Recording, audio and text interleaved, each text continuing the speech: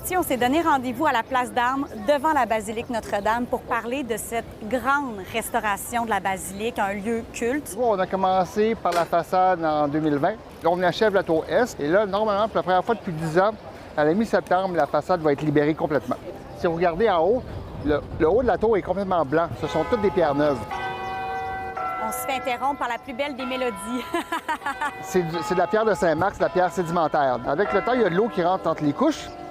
Des fois, on retire la pierre, puis on pense la conserver, puis elle se défait. OK. Donc là, on la change. Chacune des pierres est prise en considération Voilà. à chaque fois que vous en déplacez une. OK, c'est tout un travail de restauration, ça? Tout à fait.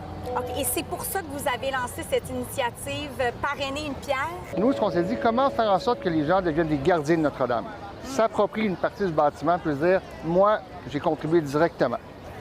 On s'est dit, pouvoir personnaliser un emplacement sur la basilique, donc une pierre, c'est émotif, ça crée un sentiment d'appartenance. On a les clés de la basilique. Là, on est où exactement? On est au premier jubilé.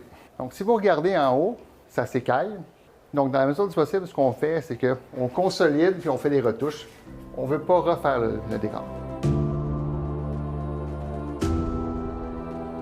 Vous lancez un appel à la générosité parce que vous avez besoin de sous, de beaucoup de sous. De combien vous avez besoin? En 2026, près de 100 millions. Vous avez besoin de 100 millions.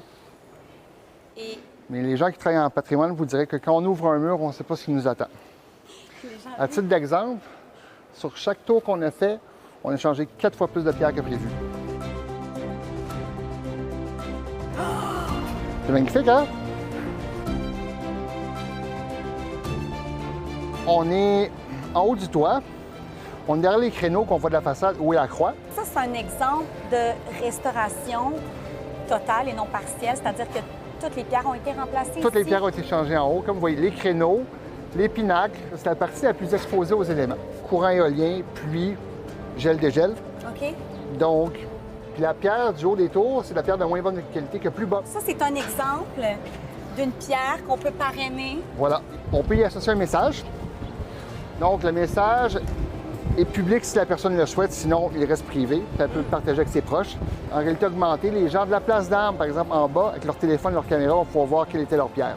En 2029, la basilique de Notre-Dame célébrera son 200e anniversaire.